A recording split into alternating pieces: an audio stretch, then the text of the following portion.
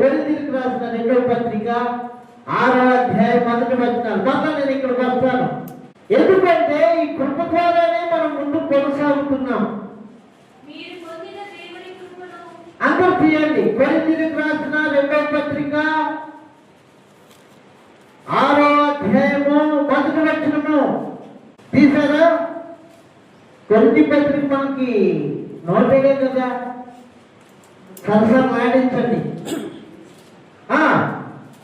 కాగా మేము ఆయనతోటి పనివారమై మీరు పొందిన దేవుని కృపను చేసుకొనవద్దని మిమ్మల్ని చూడండి, వేడుకుంటున్నా. ఆజ్ఞ కాదు ఇది, రిక్వెస్ట్. అయ్యా అయ్యా ఎందుకయ్యా అలవాట్లు మనకి? పాప మనకి ఎందుకయ్యా సహవాసము? వాళ్ళేంటి మనమేంటి? మన దేవుడు బిడ్డలమయ్యా. అమ్మా మన దేవుడు బిడ్డలమే. కృప పొందుకున్నాం మనము. కృపను వ్యక్తం చేసుకోవద్దని నేను మిమ్మల్ని ఏం చేస్తున్నాను? చెప్పండి. వేడుకుంటున్నా, గడ్డ పట్టుకుంటున్నా, కాళ్ళు పట్టుకుంటున్నా. అయ్యో ఎట్లా చనిపోయాడు అయ్యా. దావీదు కృపను పొందుకున్నప్పుడు బిడ్డలు కూడా కృపను పొందుకోవాలిగా. మరి అబ్షాలోము ఎలా చనిపోయాడు చెప్పండి? తల్లి పిలువైనప్పుడు కుమారుడు కూడా వర్తిస్తుంది కదా పిలుపు. చెప్పాలి. పిలుపుని ఏం చేసుకుంటున్నాడు? కృపని ఏం చేసుకుంటున్నాడు? వ్యక్తం చేసుకుంటున్నాడు. నువ్వు కాపాడుకోవాలా? కృపతో కూడినటువంటి పిలుపు నువ్వు కాపాడుకోవాలి. నోవాహు కృప పొందిన వాడు ఆయన. కింద 12వ వచనంలో ఆదికాండం ఇటు అటు తిరుగుతూ ఉండాలా. ఒకటే కాటు ఉంటే మనకి దిమ్మలు వస్తాయి, కాళ్ళు చేతులు కొట్టేస్తాయి. యాక్టివ్ ఉండాలి. దేవుడు అటు ఇటు తిరుగుతూ ఉండాలా. పైకి లేచి అటు ఇటు తిరిగారు కాక పరిశుద్ధ గ్రంథంలో 6వ అధ్యాయం. దేవుడు భూలోకమును చూసినప్పుడు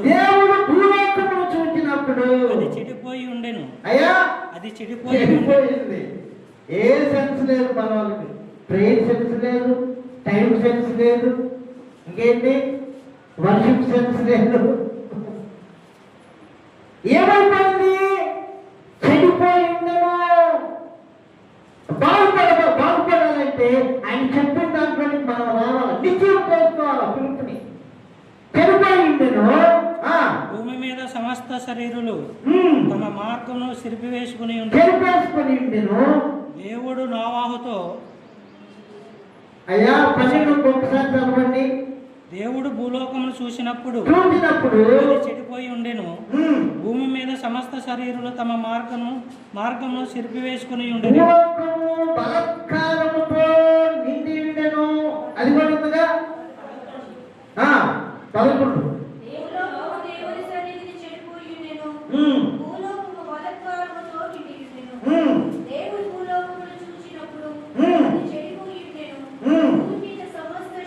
సమస్త శరీరులు తమ మార్గమును చెరిపి వేసుకుని. ఎక్కడికి వస్తుంది మార్గం? రూటు చెప్పండి. ఎక్కడ వెళ్తుంది? మార్గాన్ని చెరుపు వేసుకొని, పిలుపుని చెరుపు వేసుకొని ఎక్కడికో వెళ్తున్నారు. అదే నీతి నరకం. అయితే నోవాహు పిలుపును పొందుకొని, కృపను పొందుకొని ఉన్నప్పుడు దేవుడు ఏం చెప్పాడు చూడండి. 11వ వచనం. దేవుడు నోవాహుతో సమస్త శరీరుల మూలముగా భూమి బలాత్కారముతో నిండినది గనుక వారి సన్నిధిని వారి అంతము వచ్చి ఉన్నది. ఇదిగో వారిని భూమితో కూడా నాశనము చేయుదును. స్థితి శారకపు ప్రాణుతో నీ కొరకు వాడను చేసుకును. దేవుడి పరిశుద్ధ నామమునకు మహిమ కలుగును గాక. చెడిపోయే దానిలో నుండి ఒక వ్యక్తిని ఏర్పరచుకొని, లోకమంతా చెడిపోయిందా? ఇప్పుడు చెడిపోలేదా? బాగుందా? చెడిపోయింది. చెడిపోయినటువంటి లోకంలో నుండి మనల్ని ఏం చేస్తున్నాడు? పిలుస్తున్నాడు ఇక్కడికి. ఓడ కట్టుకో, ఓడ కట్టుకో. ఎందుకు? దేవుని ఉగ్రత, తీర్పు రాబోతుంది, వర్షం రాబోతుంది, జలప్రలయం రాబోతుంది. ఒక్కరోజు కాదు, 2 రోజులు కాదు, 120 సంవత్సరాలు చెప్పాడు. 120 రోజులు చెబితేనే ఆస్తిపడుతుంది నాలాంటి సేవకునికి. 120 సంవత్సరాలు చెప్తూ ఉన్నాడు, ఓడ కడుతూ ఉన్నాడు, పిలుపుని నిశ్చయం చేసుకున్నాడు, జాగ్రత్త పడ్డాడు. ఏ చెక్క చెప్పాడో ఆ చెక్కే, ఎంత పొడుగు చెప్పాడో అంత పొడుగే, ఎంత వెడల్పు చెప్పాడో దేవుడు అదే చేస్తున్నాడు. సొంత ఆలోచన ఏం లేదు, అదే దేవుని చిత్తము అంటున్నాడు. కట్టి కట్టి కట్టి కట్టి కట్టి అందరూ హేళన చేస్తున్నారు. ఎందుకయ్యా కడుతున్నావు? ఇది ఎందుకు కడుతున్నావు? ఎందుకు చేస్తున్నావు? అంటే వర్షం వచ్చింది. వర్షం ఎప్పుడు పడలేదే ముందు, దేవుడు చెప్పాడయ్యా. ఇది ఏం పిలుపు? ఇది దేవుని ఉన్నతమైన పిలుపు. రేపు జలప్రలయం వచ్చినప్పుడు మమ్మల్ని ఉన్నతంగా తీసుకుని వెళ్తుంది. పిచ్చోడు మరొకటి చేయట్ల. నోవాహు తాతకి అందరూ అనుకుంటున్నారు, అక్కడ ఏమనుకుంటున్నారు? నోవాహు తాతకి ఏమైంది? ఏమైంది చెప్పండి? బుర్ర పని చేయట్లే. నోవాహు తాత కంటే బుర్ర పని చేయట్లా, బిజినెస్ కూడా పని చేయట్లా, వాళ్ళ పిల్లలు కూడా పని చేయట్లా, వాళ్ళ గోడలకు కూడా. మన కొంచెం పెద్ద డౌట్ ఏంటో తెలుసా? ఇప్పుడు ప్రజెంట్ ఇదే ఖచ్చితమైన సేవ ఎందుకు? అట్లెందుకు అంటారు? వీళ్ళందరూ నరకానికి వస్తారు, ఈ సంఘాలు వాళ్ళందరూ. బాగా గమనించండి, అంతమంది ప్రజలు వస్తున్నారు కదా అక్కడ, వాళ్ళు ఎట్లా నరకానికి వెళ్తారు? వాళ్ళ సందేహం వస్తుంది. మరి ఎంతమంది ప్రజలు ఉన్నారుగా ఇక్కడ, ఒక్క ఫ్యామిలీ ఎందుకుంది? దేవుడు చిత్తాన్ని చెబుతూ వీళ్ళు పిలుపును కాపాడుకున్న వాళ్ళు. దేవుని పరిశుద్ధ నామమునకు మహిమ కలుగును గాక. వీళ్ళు పిలుపును కాపాడుకొని ఏ పిలుపు పట్టుబడింది? రెండవ పిలుపు చెప్పండి చెప్పండి. మూడవ పిలుపు పౌలకు సంబంధమైన పిలుపు. దాన్ని నిశ్చయం చేసుకొని నోవాహు ఏం చేస్తాడు? దేవుడు చెప్పినట్లుగా చేస్తాను నేను. భార్య మొదట్లో సహకరించి ఉండకపోవచ్చు, పిల్లలు మొదట్లో సహకరించి ఉండకపోవచ్చు, కానీ నోవాహు మాత్రం అదే పని చేస్తున్నాడు, అదే పని చేస్తున్నాడు, అదే పని చేస్తున్నాడు. ఈయన సిన్సియారిటీ చూసి భార్య కూడా భయమేసింది. అమ్మో ఎందుకు వర్షం వచ్చేటట్టుంది, ఎందుకు వచ్చిన గొడవ, నేను కూడా సహకరిస్తే నాకు కూడా పడవలేదు, స్థలం దొరికింది కదా. భార్య భర్తలు ఏమైపోయారు? ఐక్యపరుచున్నారు. వీళ్ళతో చూసి కుమారులకు కూడా ఒక ఆసక్తి, ఆశ కలిగింది. అమ్మే వర్షం వస్తుందంట, జలప్రలయం వస్తుందంట, మునిగిపోతామంట, చనిపోతామంట. దేవుడే చెప్పాడంట. కుమారులు కూడా ఏమైపోయారు? ఆ పిలుపుడానికి వచ్చేసారు. వాళ్ళ ముగ్గురు చూసి కోడలు కూడా దేవుడుగా ఖచ్చితమైన భక్తిని చేస్తే నిశ్చయముగా కుటుంబ సభ్యులందరూ వస్తారు. నీ పిలుపుని, ఏర్పాటుని నిశ్చయం చేసుకుంటూ జాగ్రత్తలు. వర్షమే లేదు అంతకుముందు. చేసి చేసి చేసి వాడిని చేశాడు. చూడవచ్చునని చూడండి. అట్లా దేవుడు చెప్పినట్లుగా పిలుపుకు తగినట్లుగా నోవాహు అలాగూ ఓడను సిద్ధపరచును. చూడండి ఏమన్నాడు? యావత్తు చేసను ఇంత కూడా పొందుకోకుండా చేసి. మనం ఇన్ని రీజన్లు చెబుతాము. మనకేమన్నా చెక్కలు పెట్టి లేపేది ఉందా? పైకి ఉందా? చక్కగా రావాలి, హాయిగా వస్తే కుడికేయాలి, పాటగా చూస్తేనే అవునంటే, లేకపోతే లేదు. దాని కింద కూర్చోవాలి, నిద్రపోయి ఇంకా తప్పే కాదు. మనిషి పని చేస్తాం కాబట్టి అలసట. నోవాహులాగా మనము చెట్లు కొట్టి మొద్దులు లేపి చేసేదేం కాదు కదా, అంత కష్టం కాదుగా. అంత కష్టాన్ని ఓర్చుకొని పిలుపు కోసం, ఉన్నతమైన పిలుపు కోసం గ్రహించాలి దాన్ని. లోకం వేరు, నువ్వు వేరు. అక్కడ చాలా మంది ఉన్నారు, లక్షలు ఉన్నారు ప్రజలు. మరి వాళ్ళందరూ మన అంటాం. ఏ వాక్యం చెప్పినా మనం అనేదేంటి? మరి వాళ్ళందరూ, మరి వీళ్ళందరూ, మరి వాళ్ళందరూ. వాళ్ళు వేరు, నువ్వు వేరు. వాళ్ళ పిలుపు వేరు, నీ పిలుపు వేరు. నీ పిలుపుని, నీ ఏర్పాటుని నిశ్చయం చేసుకుంటూ జాగ్రత్త పడు, జాగ్రత్త పడు, జాగ్రత్త పడు, జాగ్రత్త పడ్డాడు. కట్టి కట్టి కట్టిని చెప్పినట్లుగా చేసి 7వ అధ్యాయం 1వ వచనం చదవండి. యెహోవా యెహోవా ఈ తరము వారిలో నీవే నా ఎదుట నీతిమంతుడివై ఉండుట చూచితిని కనుక నీవును నీ ఇంటి వారును వాడలో ప్రవేశించుడి. అందులో మొదటేమన్నాడు? నీ కొరకు ఓడం చేసుకోమన్నాడు. ఎక్కడ చెప్పండి? అది 14 వచ్చిన 6:14. 7 మొదటి వచ్చిన ఏమన్నాడు? చెప్పండి. నీవే నా ఎదుట నీతిమంతుడివి. ఎలా నీతి వచ్చిందండి ఒక మనిషికి? ఒక మనిషికి నీతి ఎలా వస్తుంది? పిలుపును విన్నాక ఆ పిలుపును నమ్మాలి. ఏం చేయాలి చూడండి. ఆదికాండం 15వ అధ్యాయం. అది ఎక్కడే ఉంచండి. ఇదిలానే పెట్టుకొని 15వ అధ్యాయానికి రండి. 15:5 అతడు యెహోవాను నమ్మెను, ఆయన అది అద్భుతం. ఏంటంట? నీతి ఎలా వస్తుంది ఇప్పుడు మనిషికి? చెప్పండి. ఈ పిలిచినటువంటి పిలుపుని నమ్మటం వలన నీకు నీతి కలుగుతుంది. నీతి ఏం చేస్తుందో తెలుసా? నీతి సామెతల గ్రంథం 10:2 చూడండి. ఇది ఇక్కడే పెట్టుకోండి. 6వ అధ్యాయం 7వ అధ్యాయం ఇది ఇక్కడే ఉండాల.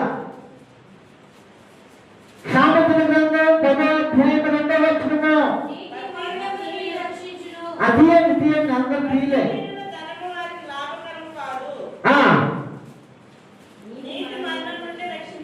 పెద్దలు చదవాలి. అయ్యా అందరూ కలిసి చదవండి. నీతి ఏం చేస్తుంది?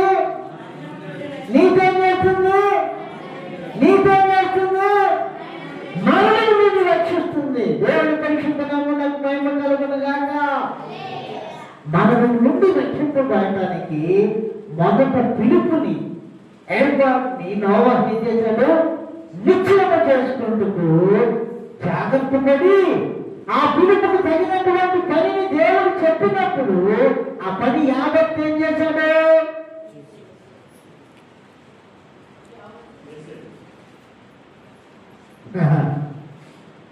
ఆ పని యావత్తు ఏం చేశాడు? అయ్యా అన్యాయం. 6వ అధ్యాయం చివరి వచనం చదవండి.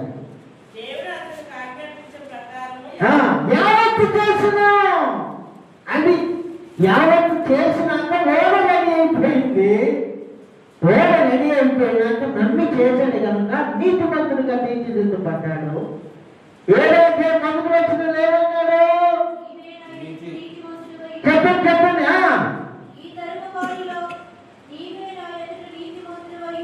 చూపుతుంది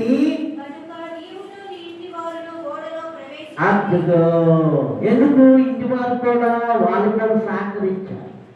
దేవుడు చూసినప్పుడు మన హృదయం ఎలా కనబడుతుంది దేవునికి? వీరు పిలుపుకు తగినట్లుగా అక్కడక్కడ మనకి చూపిస్తూ ఉంటారుగా యూట్యూబ్లో. ఇంటర్వ్యూకి పిలిచినప్పుడు కొందరేమో ఇంటర్వ్యూకి వెళ్ళి లెక్క లేకుండా బిహేవ్ చేస్తూ ఉంటారు. కొందరేమో ఒత్తిగా కూర్చొని ఉంటారు. చాలా హోలీగా, డీసెంట్గా, డిగ్నిటీగా కూర్చొని ఉంటారు. కొందరు ఏం చేస్తారు? అల్లరి చిల్లరగా ఉంటారు. ఎవరైతే ఇంటర్వ్యూ చేస్తూ ఉంటారో వాళ్ళు సీసీ కెమెరాలు పెట్టుకుని ఆఫీసులో చూస్తూ ఉంటారు అన్నమాట. ఏం చేస్తారు? చెప్పండి. రహస్యంగా వీళ్ళ ప్రవర్తన ఏం చేస్తారో చూస్తా ఇంటర్వ్యూకి లోపలికి వెళ్ళగానే వద్దు పనికిరా, ఎందుకంటే డిసిప్లిన్ లేదు. ఏమైంది నీకు? నీ క్రమం లేదు. గమనించండి, నా క్రమాన్ని కాపాడుకోవాలా, నీతిని కాపాడుకొని క్రియలు చేయాలి, లేకపోతే మనం ఫెయిల్ అయిపోతాం. దేవుడు ఆకాశం నుండి దినవృత్తాంతంలో 2వ గ్రంథం 9:16 చూడండి. తీయండి, సరసంగానే కాదు, ఏదో చెప్పండి వచ్చింది. పేపర్ తిప్పటమే కానీ నేను సిమెంట్ బ్యాగ్ అట్టి చేయమంటున్నా. కోపం వచ్చినప్పుడు కొండలు బాగుపడతారు అందరూ. ఉందా అక్కడ నేను మధ్యలో పోతుంది. ఇటు ఆదికాలం ఇటు ప్రకటనకాలం అయితే మనందరూ ఫ్రీగా ఉండేటట్టుంది. మధ్యలో మంత్రి వార్త ఉంది. ఈ మధ్యలో ఏం చెప్పినా నేమైపోయేటట్టున్నాం. తీసారా? పేజీ నెంబర్ చెప్పండి. దినవృత్తాంతంలో 2వ గ్రంథం 16:9 చూడండి. ఏమి లేదు అక్కడ.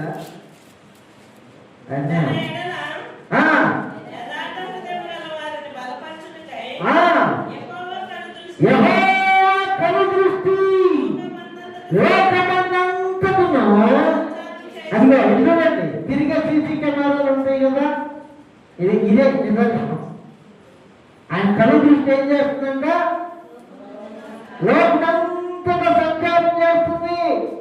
నా పిలుపుని ఎవరు కాపాడుకుంటున్నారు? నా పిలుపుని ఎవరు నిశ్చయపరుచుకుంటున్నారు? నా పిలుపు కోసం ఎవరు జాగ్రత్తగా ఉన్నారు అని యెహోవా కనుదృష్టి లోకమంతటా ఏం చేస్తుంది? లోకమంతటా ఏం చేస్తుంది? అయ్యా, లోకమంతటా ఏం చేస్తుంది అంటే నీ హృదయం కూడా చూస్తుందంటారా? నా హృదయం కూడా చూస్తుందంటారా? మరి పిలుపుకు తగినట్లుగా మనం ప్రవర్తించుకుంటే ఏంటి పరిస్థితి? యోహాను సువార్త 2:24 చూడండి. ఇక్కడ ఉన్న ఆదికాండం దగ్గర నుండి అటుపడి కావాలి. యోహాను సువార్త 2:24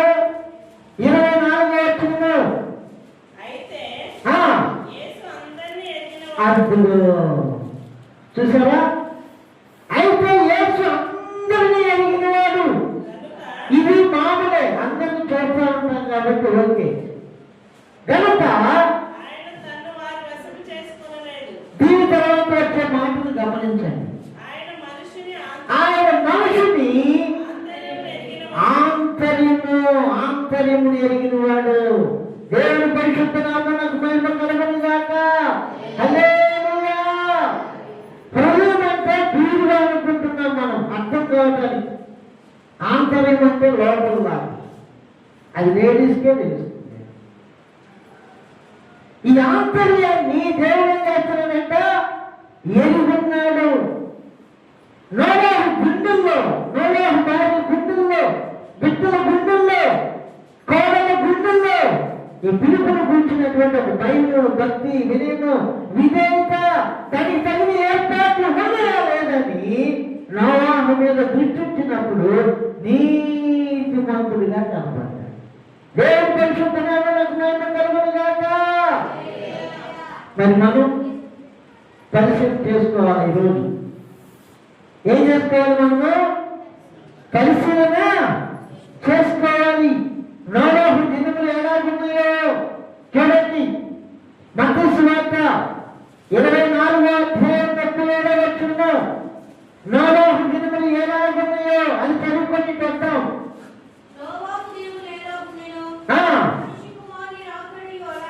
ఆగుదాం అమ్మా, ఇంకెక్కడి పడకండి. చూడండి, నోవాహు దినాలు ఏ రీతిగా ఉన్నాయో యేసుక్రీస్తు ప్రభువు వస్తానన్నారుగా, ఆయన రాకడ కూడా అలానే ఉంది.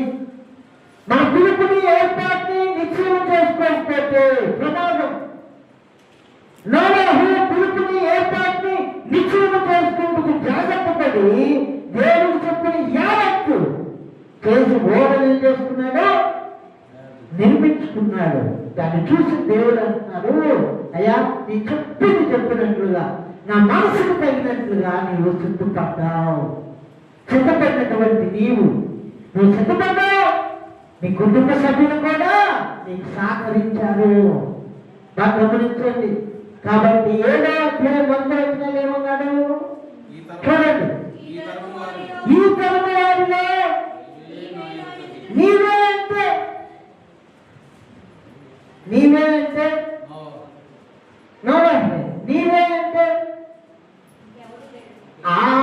ఎవరు చెప్పారన్నమాట. అంటే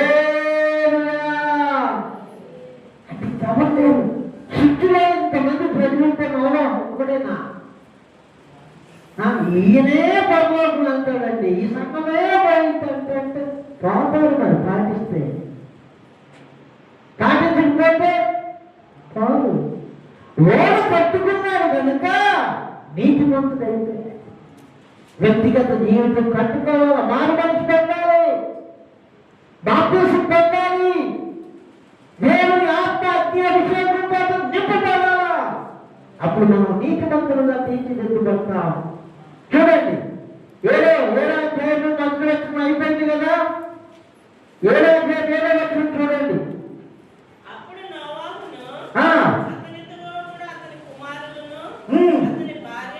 భార్యయు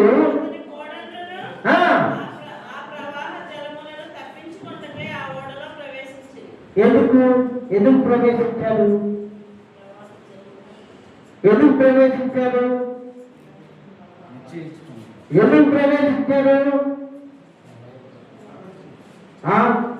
చెప్పాలి. అదే అక్కడెక్కడ వినబడుతుంది, అందరూ చెప్పాలి. అసలు అదే మెయిన్ పాయింట్. ఇప్పుడు మనకి ఎందుకు ప్రవేశించారు?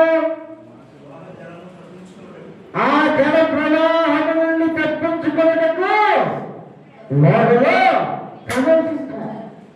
ఇందాక మనం కొంచెం చదివి వచ్చామే, ఎక్కడ మత్తయి సువార్త 24:37 ఎక్కడ సంగతిలో యేసుక్రీస్తు ప్రభువు అక్కడ రాయించాడు. నోవాహు దినములో ఎలా ఉండెనో, ఏంటంటే జలప్రలయాన్ని తప్పించుకోవడానికి నోవాహు పిలుపుని ఏర్పాటుని కాపాడుకుంటే నీకు నాకు అక్కర్లేదంటారా? నోవాహు దినములు ఏ రీతిగా ఉండెనో మనుష్య కుమారుని రాకడయు అలాగే నన్ను ఎక్కడన్నా ఇప్పుడు రోడ్డులో ప్రవేశించామా మనము మన కుటుంబ సభ్యులు? రోడ్డులో ప్రవేశించడం అంటే మారు మనసు పొందాలి. పిలిచాడు ఆయన, ప్రయాసపడి మారు మోసుకుంటున్న సమస్త జిల్లాలో నా ఎప్పుడు రోడ్డుని కొత్తగా పిలిచాడు. నేను మీకు విశ్రాంతిని ఇస్తానన్నాడు. భూమిగంత నివాసులారా నా వైపు చూసి రక్షణ పొందండి పాత నిబంధనలో పిలిచాడు.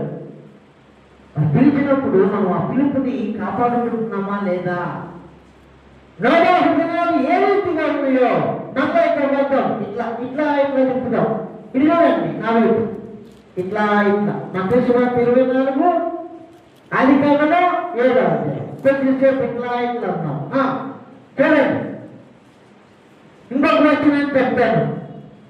7 భాష చూడండి. ప్రవేశించినవన్నీ దేవుడు అతనికి ఆజ్ఞాపించిన ప్రకారము సమస్త శరీరంలో మగదయో ఆడదయో ప్రవేశించింది. అప్పుడు యెహోవా ఓడలో అతన్ని మూసివేసిన ఒక దినం రాబోతుంది. అమ్మా అయ్యా 10 మంది కన్యకులకి పిలుపుంది. ఉందా లేదా? 10 మంది కన్యకులకి ఎంతమంది వెళ్ళారు లోపలికి? ఎందుకని 10 మంది కన్యకులేగా? ఇలా చెప్పడం కాదు, అన్ని సంఘాలే. అయ్యా అమ్మా 10 మంది కన్యకులే, అందరూ క్రైస్తవులే, అందరూ ప్రభువా ప్రభువా అని అంటున్నారు. జాగ్రత్త గమనించండి. 5 తలుపు మూసను అన్న దగ్గరికి మనం 25వ అధ్యాయానికి వెళ్ళాలి. మత్తయి సువార్త 25:10 మత్తయి సువార్త 25:10 కొంచెం తీయండి, నేను ముగిస్తానులే. పడకండి, కొంచెం తీసి చదవండి. మత్తయి సువార్త 25:10. వారు కొనబోవసుండగా పెండ్లి కుమారుడు వచ్చెను.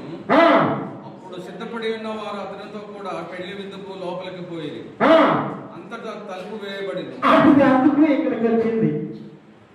ఇక్కడ నోవాహు ఫ్యామిలీ లోపలికి వెళ్ళినప్పుడు దేవుడు ఏం చేశాడు?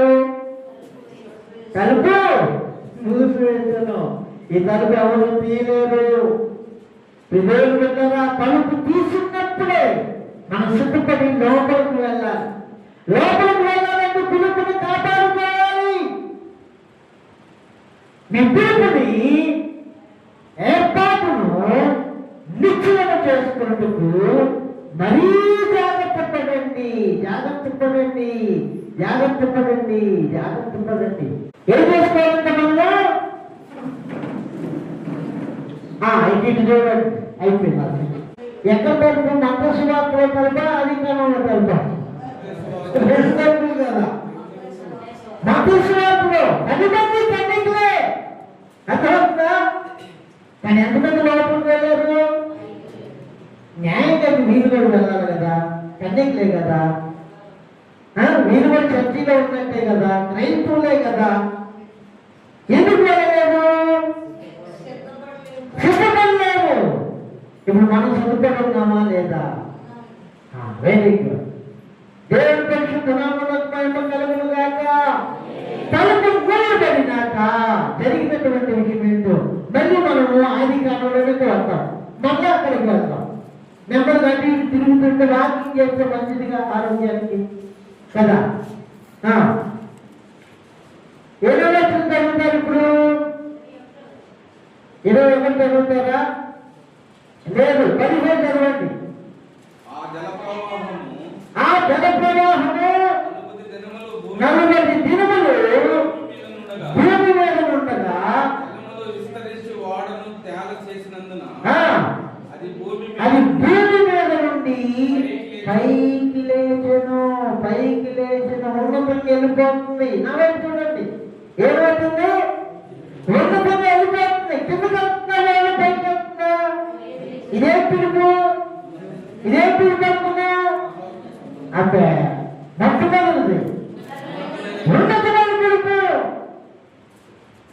దేవుని ఉన్నతమైన పిలుపుని ఎవరైతే కాపాడుకుంటారో, లోకంలో సమస్య వచ్చినప్పుడు నా దేవుడు నిన్ను నన్ను లేపుతాడు పైకి. దేవుని పరిశుద్ధ నామమునకు మహిమ కలుగును గాక.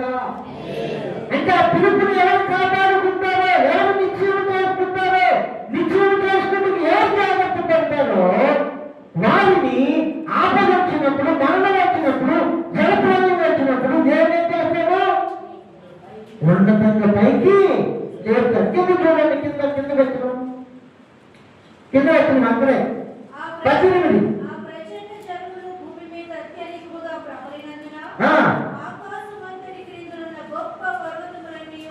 మునిగిపోయాను. 18 అన్నాడు, ఓడ నీటిపై నడిచెను. మరి అక్కడున్న మిగతా జనాలు ఉన్నారు కదా, ఓడలోనికి ఎంతమంది వచ్చారు? 80 కూడా వచ్చారు.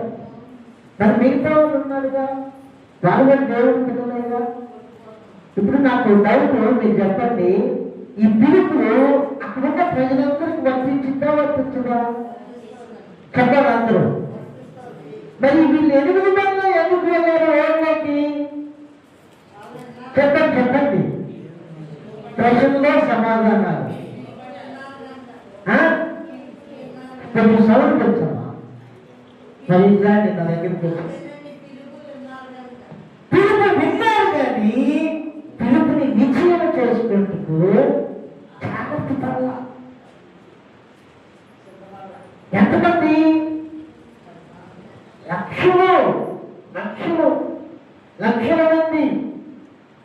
రక్షించబడింది ఎంతమంది? 8 మంది. మీరు గమనిస్తున్నారా? అందుకే యేసయ్య అన్నారు, ఇది ఇరుకు మార్గం. నిజమైన భక్తి ఇరుకు మార్గం. ఇరుకు మార్గంలో పోరాటం ఉంది. లోకసువార్త